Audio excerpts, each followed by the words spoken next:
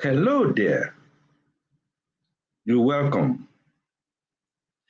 Now, if we take corporate governance as the structure of rules, practices, processes used to direct and manage a company, then of course, we must see the navigators, or those we call companies' board of directors, as the primary force influencing corporate governance. And of course, the value proposition that this entails are areas such as environmental awareness, ethical behavior, corporate strategy, compensation, and risk management. Joining me in our interview segments today to look more closely and critically on this, our ICAN-ngr program, providing practical insights to these basic principles of governance practices and the value the board brings to bear, is Mrs. Mosun Belo-Olusoga, the immediate past chairman of Access Bank. Mrs. Belo-Olusoga brings to bear her wealth of experience in global thinking and acting local. We will be unveiling a little bit much more on our esteemed guests very shortly. Also on this program, we are going to be looking at our guest diary, the big giant elephant in the room in the Institute of Chartered Accountants, which you are being invited to be a part of. And of course, we are going to be looking at our adverts. This platform provides you the avenue for you to come and advertise your goods, your services. And I can assure you, get to the nooks and crannies of the people that matter in all parts of our globe. Please stay connected. We'll be back with you shortly.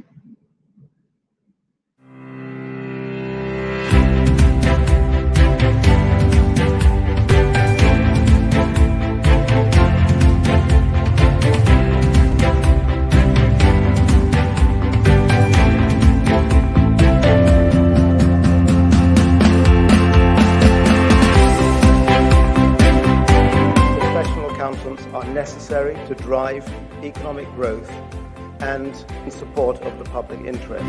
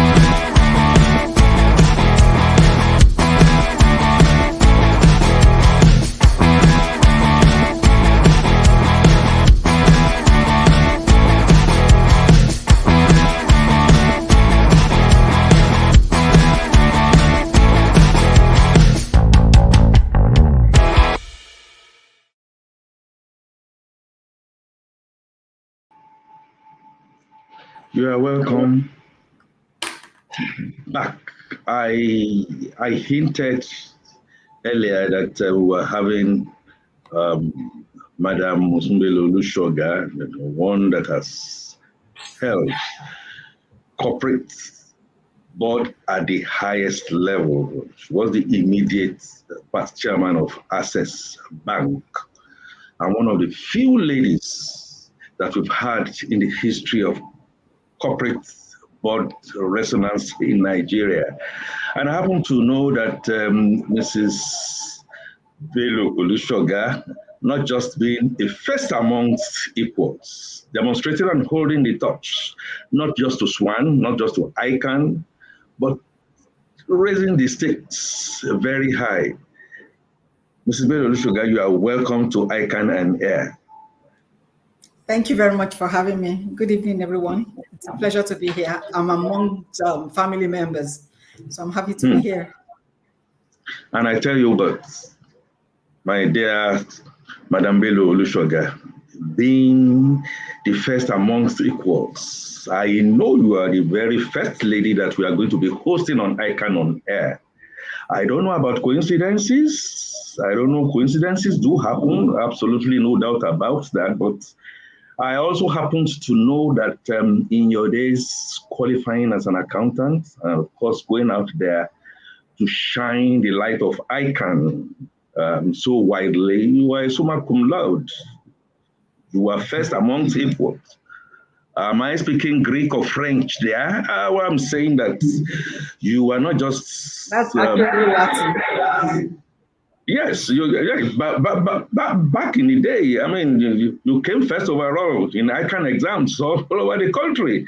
Let me clap again for you. Thank you very much for this honor of being the very first to appear here. And then looking at the areas that you have done so fantastic in at board level. You know, we talk about the Financial Reporting Council of Nigeria, you know, when they issued the Corporate Governance Code in 2016.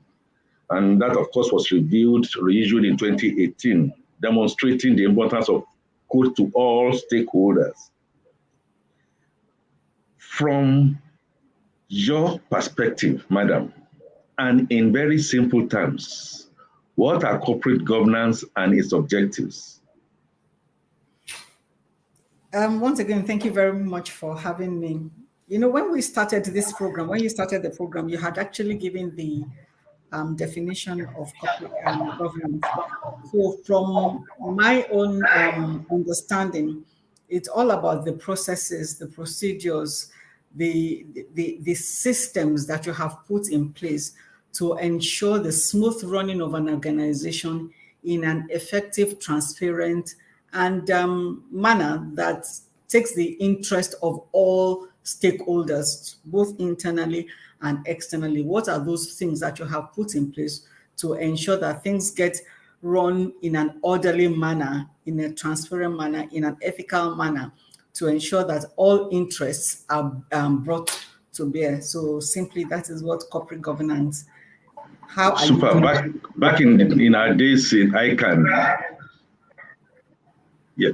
Back in our days in ICAN, so you state them the way they are, then they even ask you to expatiate. Can we look at pillars of corporate governance?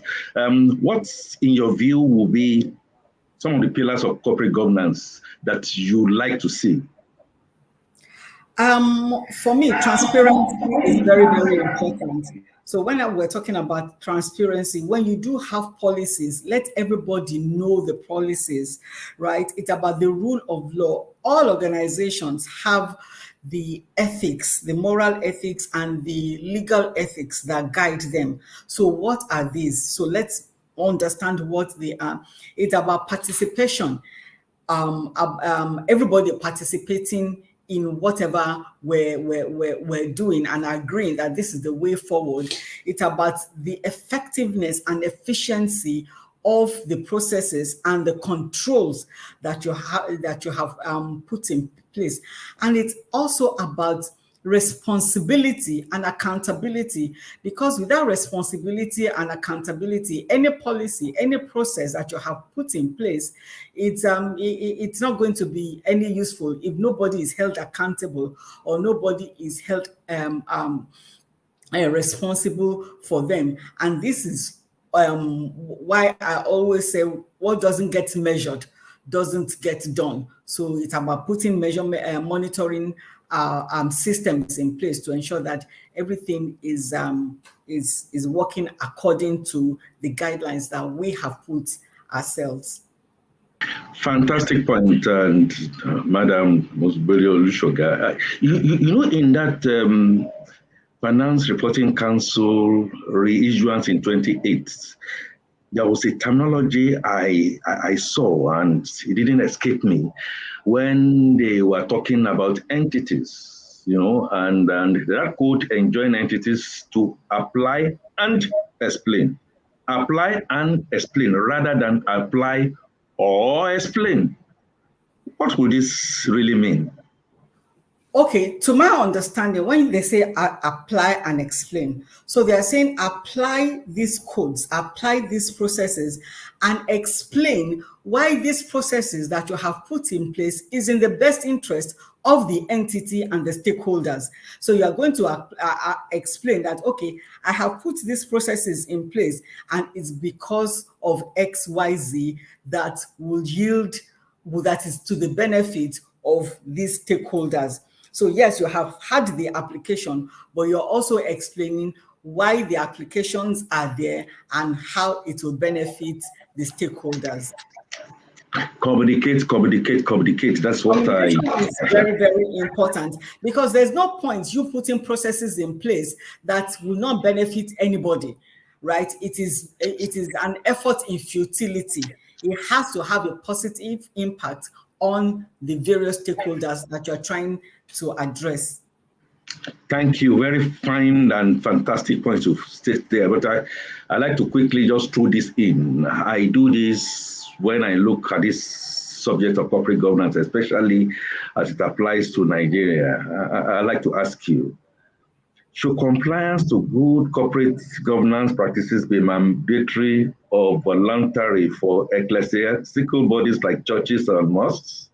And should charity organizations be restricted only to profit-oriented entities? In other words, should it be for profit-oriented organizations alone, NGOs, charity organizations? Should they mandatorily be put under the umbrella of this corporate governance that we are talking about, or should it be voluntary? See, corporate governance is not a one-size-fits-all for everybody. You have what is peculiar to your industry. So whether you're a church or a mosque or a hospital, what are those boundaries? What are those processes? What are those things that you have put in place?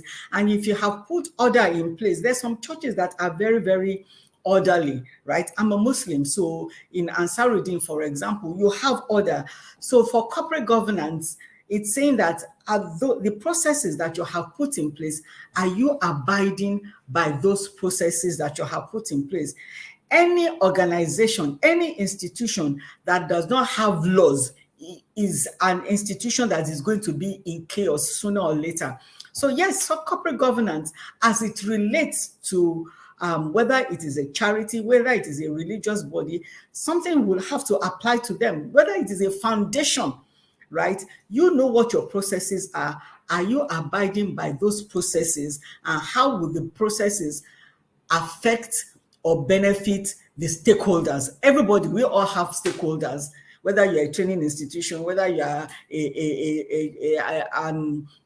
a religious body, a foundation, an NGO, you have your stakeholders. So the processes you've put in place, are you abiding the processes, and are they for the benefit of your stakeholders? So yes, I believe that there should be corporate governance as relates. So it's not one size fits all for everybody. So a corporate governance for a bank may be different from an insurance company, may be different for a hospital, for example, for people in the medical field, for insurance. So whatever those policies are for your own industry, for your own company, let us know what they are and how they benefit the stakeholders in that industry or in that organization. Fantastic point, madam. Whether it's churches, whether it's mosques, groups, whether it's NGOs, whether it's foundation, or I say whether it's even shrines. Whatever it is that you have put must be worked into, explained, so people can see. Now, we often hear that there is a conflict between functions and roles of the board and management in organizations. Now, is there any difference between the roles of management and board in corporate governance? Of course. Of course, there are two different entities. A board is meant to lead, not to manage. Management will manage. So the board is at the high level, providing guidance, providing direction, providing advice to the management. And the management, okay, so we all come together, we say, okay, this is the strategy. This is where we want to be in 2025, in 2030. Then it is left to the management to go and do the nitty-gritty of how we are going to get to that goal that we have set for ourselves. So what the board would necessarily do is to provide a listening ear, is to provide guidance, is to provide advice. I say for the major role of the board is to support and challenge management. Give them support in terms of advice, in terms of maybe connection, in terms of networking, in terms of being sounding board, right? In terms of putting them in their place, but also challenge them to be ethical, to be aggressive in an ethical manner, to make money for the shareholders and things like that. So yes, their roles are very, very different. And a board is not meant to operate, to be operational, to manage. They are to lead and not to manage, and leave the management to the nitty-gritty, to the management to do the nitty-gritty of how to put strategies in place to implement the goals that have, or the aspirations that have been set by the board. Fantastic point, Madam Belo-Olusoga. Yes, of course, the board provides strategic direction, lift the bar, shift the paradigm, and not do day-to-day running. But then, do you think the existence of board charter, the kind of a written terms of reference, TOR, as we call them, can help mitigate the occurrence of the conflict between the board and management? Certainly. I'm not sure any well-meaning, any well-structured organization will not have a board charter. Why I like charter is charters for anything, policies for anything, that it removes ambiguity, right? It removes any cloudiness. You know what is expected from you. It sets the boundaries that you can operate within. It gives you the do's and the don'ts. So there are no gray areas, right? So yes, for me, a board charter is very, very important. I was at an FITC presentation. Yeah, I had a presentation for FITC yesterday, and this same question was asked. I said, one of the things that I like about board charters, for example, when at Access Bank, there's usually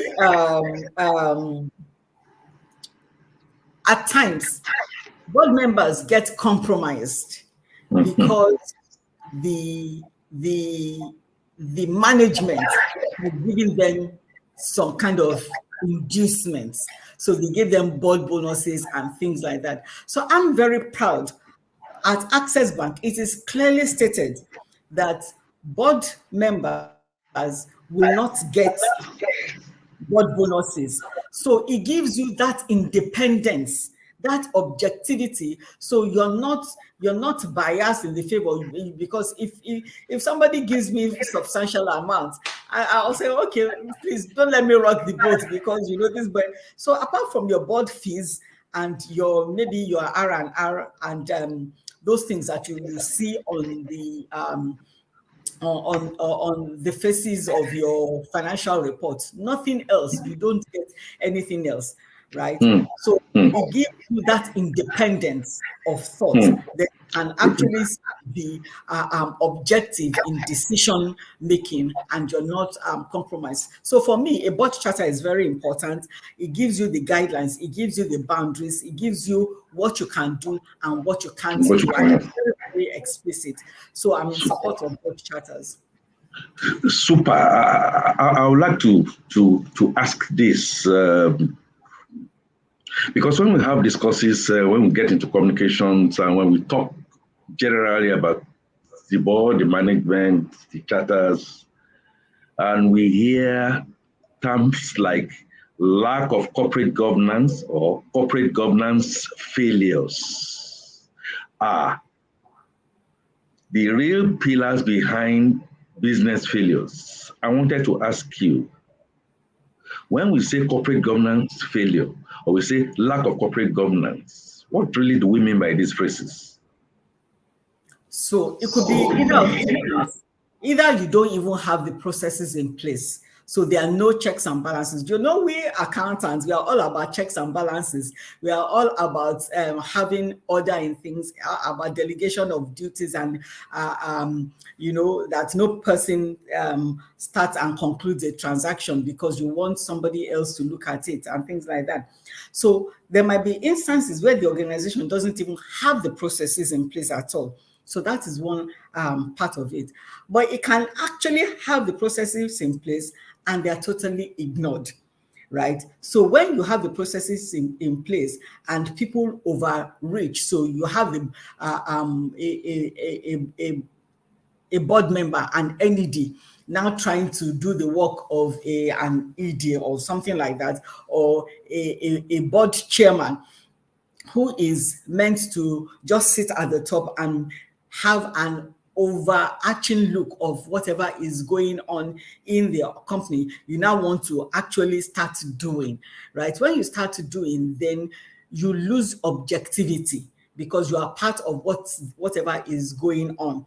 So yes, there might be systems in place. Once the systems that are in place are not followed, then you have a failure. But there will be some times where there are no systems in place. And you know, as accountants, we talk about internal audit and internal controls. Internal controls. What are those internal controls that you have in place to ensure that things get done in a transparent, in a productive, in an efficient manner, and also in an ethical manner, according to the rules that we have set for ourselves? You're muted, Akin. We'll be going on break in a little while. I won't fail to ask this question, because when you look at the duties of the board, corporate failures outside Nigeria, in Nigeria, is there any one or two issues that, from your experience, that you can pinpoint that is affecting corporate governance practices in Nigeria in terms of the kind of business failures that is relatively specific to Nigeria? Are there one or two things that you could share with us that will be the real wahala, real problem, as they say? I think for us, transparency at times, it's things are very blurry at times in some organizations, and especially in a political settings. And at times, there is also no accountability.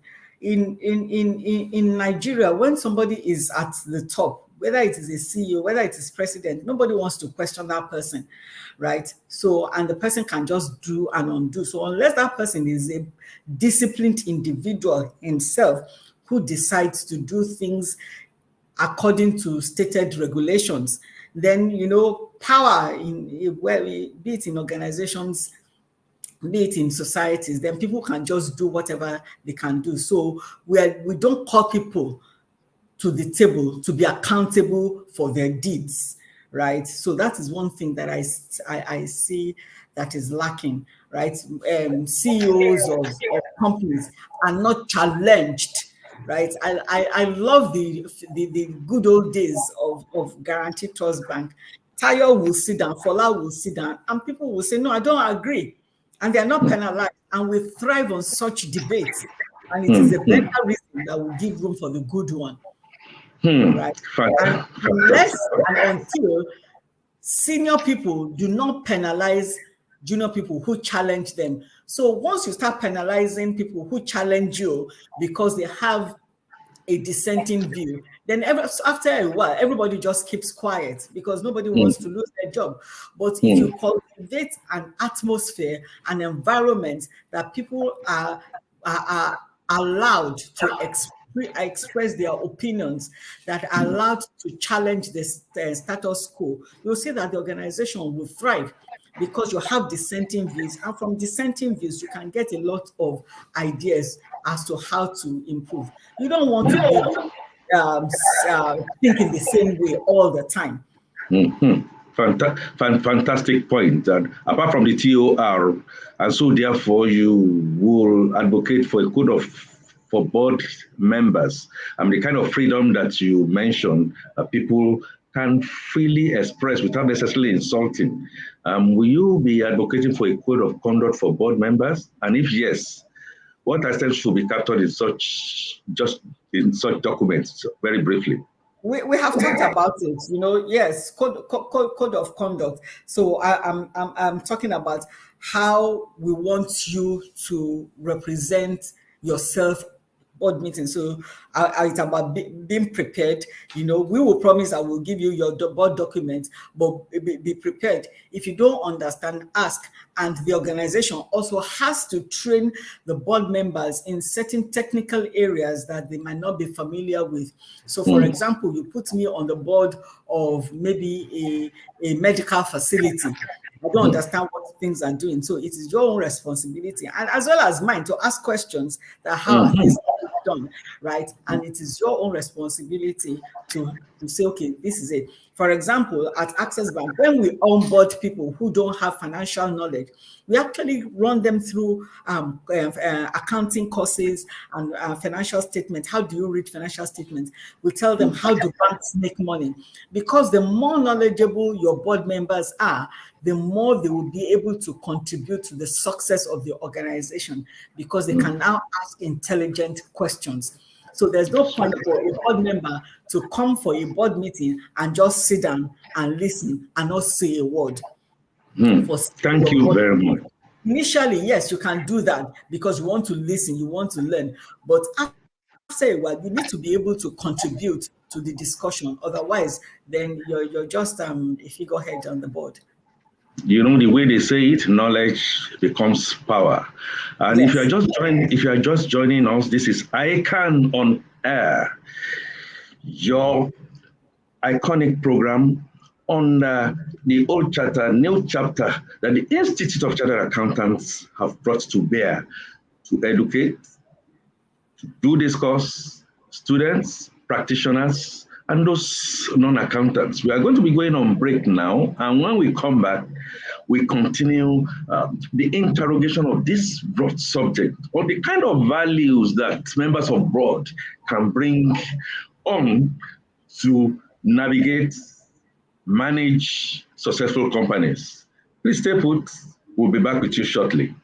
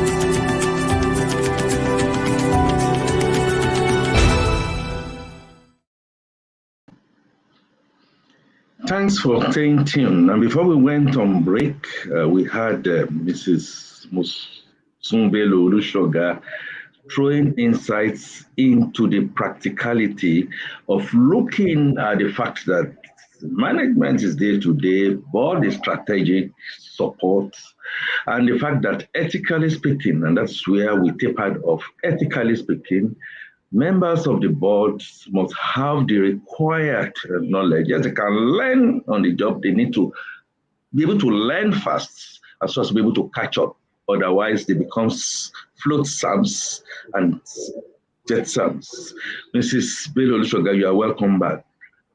Now, I'll ask you this pointedly as somebody we look up to and who has had and habits at board level at that height. And my question is, how best do you think boards should be composed to obtain the right membership? And let me just let me just insert something in quite that. And then, of course, to have the normal balance, not just gender, but the fact that, people who are physically challenged, but who are also qualified should be seen as those who will be seen there at the table at the board level. What's your response to that? I'm a very strong believer in board diversity. So like you said, board diversity just doesn't mean just gender. So when we're talking about board diversity, we're talking about experiences, we're talking about backgrounds. Yes, so also gender also comes in. We're talking about exposure, different exposures. I'm sorry, when I like sharing my own experience when I'm speaking, because that is where I'm coming from. So on the board of Access Bank, I remember when Mrs. Awoshika just joined us. I mean, a very, very top civil servant, retired as a federal PAM sec. So she was a very, very detailed person. And I remember she will start her comment, I'm not a banker, right? But what process have you used? What, because she's very, very meticulous. And, when you have people who are experienced in certain industries, they bring fresh insights into your own industry. So she'll ask some question that we probably would have overlooked because we're bankers. So we would have overlooked those things. So that is why I like people coming from different perspectives. We need, at times, we need other people's experiences to enrich our own. So, you can have lawyers, accountants, people that are not even in your industry because they bring fresh insights. I used to sit on the board of premium pension, their PFAs, and I didn't have an inkling about what they are. So it was my own responsibility, like you said, to learn as fast as possible. And it was, I liked it because it gave me a fresh set of skills that I didn't have before. But I also was able to bring my accounting experience, my banking experience to the table. Because as a board member, you need to add value. You need to make your presence felt. You need to make sure that people benefit from your experience, from the knowledge that you're bringing to the table, to be able to enhance the operations of the board and to enhance whatever the board is doing. So it can be in terms of processes. It can even be in terms of the connection that you're bringing to the table. It can be in terms of advice. So, for example, Mrs. Ogumefun is a lawyer, and you're structuring your credit, and she'll tell you that there's a loophole here that your customer can take advantage of. That's the benefit of having somebody like that on the table. So you don't need to have people who are in your industry as members of as all members of the board. So have diversity in terms of experience, in terms of background, in terms of knowledge, because for me, no knowledge is wasted. It just enhances whatever you're doing. And I love fresh perspective. Let me share an experience. When we're in GT, we had a consultant, and I remember very clearly we were supposed to come with an idea, and everybody in that session, we all came up with the same idea. And it just told me that this is inbreeding, because we don't have any different idea. So we need from time to time to have fresh blood in the system, so that they can bring fresh insights. And fresh insights always has an enriching influence in the running of the institution. Super point, Mrs. Mosun Belo-Olusoga. In fact, talking about Mrs. Dere, one of the things that she always say, you accountants. Anytime she waved her hand and said, you accountants, yeah, we accountants. When you come to ICAN, but she's going to bring one to the table. You can say that again. And when public policy officials like that recognize the institute, I take a lot of bowing down for them. And I'm just asking that more and more should be the way the institute, now being repositioned under Mrs. Itayo's presidency, should be looked at. Now, I want to ask you, Mrs. Belo-Olusoga, that many professionals serve in boards of diverse companies. You just mentioned two of yours. I know quite a number of our members do serve in board of diverse companies. Now, question, should such a practice be encouraged, and how can possible conflict of interest be managed by these professionals? And then how do you think true independence of directors can be achieved? I think it's very easy for two independent hierarchy. I was an independent director in premium pension. They were not managing my pension, right? I didn't have any shares. So I was just an objective commentator on the board. And you need people who are objective. A professional on the board is an added value to the board because he brings his knowledge, he brings his experience, and you don't want people who cannot for lack of a better word, to add value, to make sure that you are better. So if an accountant is on the board, he'll tell you that, these are the current practices. What you're doing, your books are not being properly kept. You're not being properly audited and things like that. So they will make sure that you do things in an orderly manner. You do things that are according to best practices, and it is going to be for the betterment of the whole entity, and the general stakeholders will benefit from a professional being in a business. And many more organizations are just looking at professionals because a professional that is in good standing has his reputation, right, to protect. So you will not find me on a board of any which company anyway. I am very, very strategic and particular on the boards that I sit on. I want to sit on a board of like-minded people who are intelligent and who want the best things for the institute. I don't want to be on a flashy or people who will just stick money in my mouth and for me just to have my name on the board. No, I want to be able to talk on the board. I want to be able to bring my experience, and I want my voice to be heard. You know, I have resigned from a number of boards because I believe that these boards they're not serious anyway.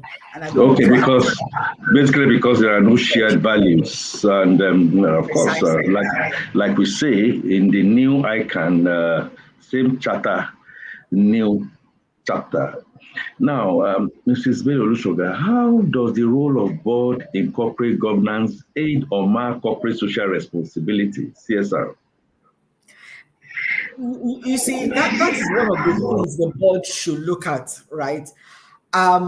Yes, we're making money, but how are you contributing to the environment that you make the money from? So most institutions will have the particular areas that they are passionate about. For example, at MTM Foundation, we're passionate about youth empowerment because we believe that the youth are the future. We focus on three sectors: youth empowerment, health, and education. Right, and education, we're very passionate about the education of the disabled or the less able, so to say, so the blind and the physically challenged people. So your life is not about what is in it for you alone. It is what other people can benefit from you. What can we do together? Because once you are in an environment, if an environment is just like a family, you're the rich one in your family and your family doesn't benefit, then you are useless. Right? Obviously. So you make money from an environment and your environment doesn't benefit. It is a big shame. So that's one of the goals of the board, to say that, okay, we need to make sure that we give back to the environment that we have made money from. Super point, Mrs. Belo-Olusoga. And let me just slip this in. Is there anything like positive boardroom politics? Just briefly. Positive. You know, when I hear politics, unfortunately, in Nigeria, politics has a negative connotation. Yes, right. So, what does politics mean? Whenever I hear politics, I'm not a political animal, you know. So, if whatever decisions that you're making is for the improvement of the institution, so be it. But why can't it be brought on in a transparent manner to the board, to everybody? Let's hear what it is instead of being under. When I hear politics, something is under the table, and I'm not. Something is opaque. Something is opaque, like they say. I don't know how to do that. Yeah. But So quite a number of bring people. it to the table. Let's all discuss. Let's all agree or disagree in a respectful manner. I can agree or disagree with you. You are entitled to your opinion. I'm entitled to my opinion. Right? And weigh all the options and let it be very, very transparent. Yes. Now, Mrs. Belo-Olusoga, since year 2000, corporate entities, including governments, entities have failed, while many national economies are still struggling to survive, ours inclusive. Now, what are the corporate governance lessons that can be learned from economic and financial crisis? And as professional accountants, what lessons can we learn from this crisis, especially as the SOS Act 2002 has imposed critical obligations on us? You know, this SOX Act is very, very explicit in that it holds us as accountants also partially responsible for whatever we sign off on. So we can't just say, okay, this is the audit, and we're okay with it. And that is why the audit reports of these days are very, very explicit as to the director's responsibilities and the auditor's responsibilities. So we are more careful now in ensuring that the responsibilities that have been stated are what we abide with, right? You know, hitherto, transparency is something that was not forthcoming, and it's still a little bit of challenge these days. But more and more people know that, you know, especially for board members, the CEO knows that if there is misrepresentation in the financials that were published, he is liable to face criminal charges. Therefore, they are a lot more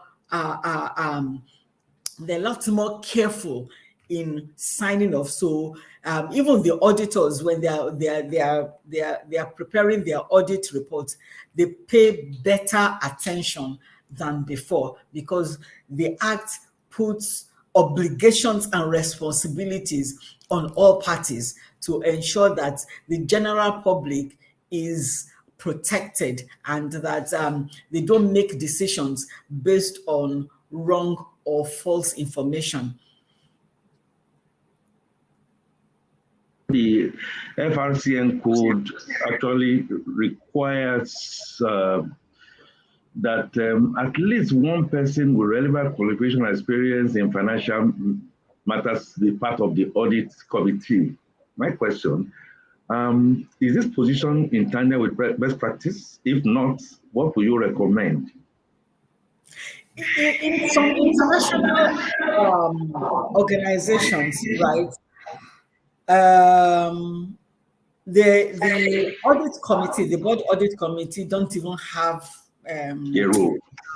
No, board members as members of the audit committee. But in Nigeria, we have audit members of the board as well as members of the shareholders coming together as board audit, as audit committee of the shareholders, right? It is their responsibility is to ensure that things are done properly, and therefore I think it is in the company's best interest to have somebody who has an understanding of what should be done. When I used to, before I became chairman of Access, I used to sit on most of the committees, but not the audit committee. But the CBN said they needed an accountant to also sit on the audit committee, because you will have a better understanding. Yes, if you might be financial savvy, but it's better for you to have that expertise so that you understand what the internal and external auditors are saying. So yes, I believe that a professional auditor should be, or a qualified auditor should be on, that's my personal opinion. Yes, you can have people who have financial knowledge, but I think somebody who is an expert can be there as well. And with the right ethics and right values, like-minded. That is unfortunately, time is not so much of our friend, and I'd like to have your last word on this subject, Mrs. Belo-Olusoga. I think more and more we need to do things properly. Nigeria as a whole, we need to do things properly. We need to do things in an ethical manner, in a transparent manner, and each and every one of us has a role to play, right, in ensuring that things get done properly. So if my organization does things well and your organization does things well according to best practices, then the whole nation, right, whatever we have control over, let's do it well. And I'm very, very glad to be part of this. You know, ICAN is in the forefront of educating people. So it's about education. And I love your program, Aki, right? You're my brother, so I'm biased in your favor, but you've been doing an excellent job. The topics that are brought are very, very topical issues, and there are things that you can learn from all the time. So I congratulate ICAN for bringing this, because this is a novel idea, and the beauty of it is that it can be seen anywhere in the world, and we're showcasing Nigeria that yes, we have intelligent, we have brilliant people, and that we do have value. We do have people who can add value to whatever. So yeah, for corporate governance, we need to do better. Thank you very much, Mrs. Belo-Olusoga. We are going to be calling on you more and more often. And then to our online guests, thanks for your kind comments. Thanks for staying on.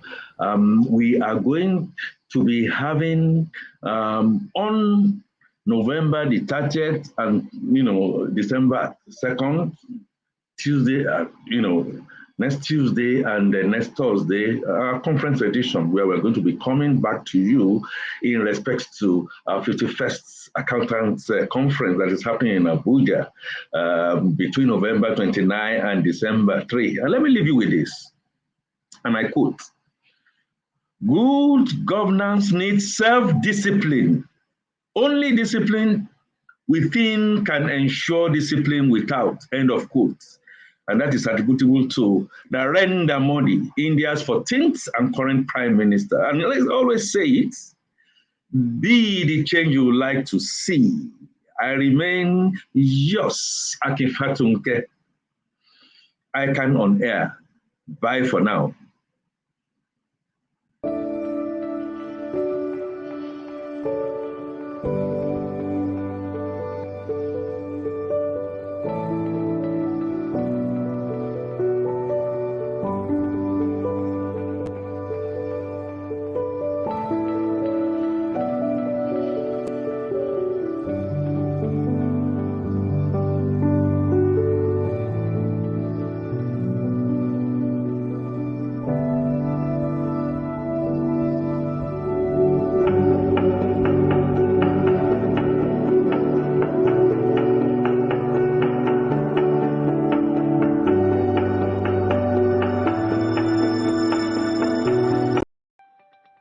Distinguished member, it's no longer news that our nation is going through a tough time.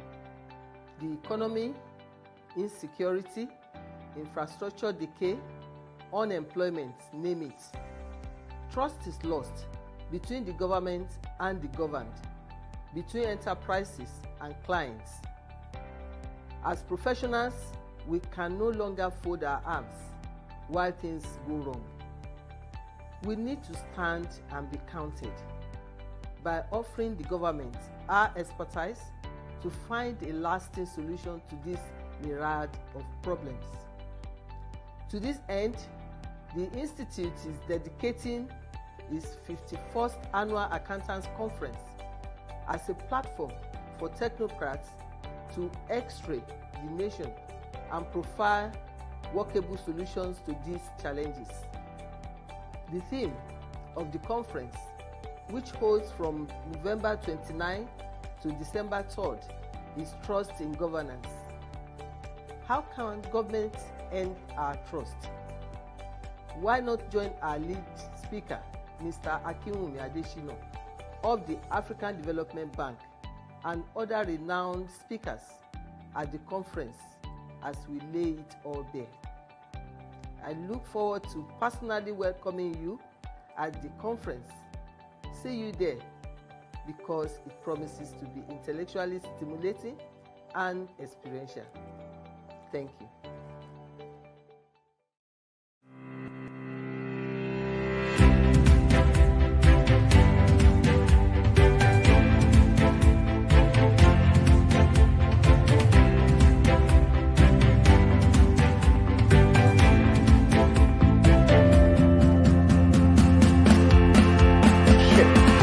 There must be a wealth shift by unlocking the potential of the youth. We must not see the youth as risk. We must see the youth as assets.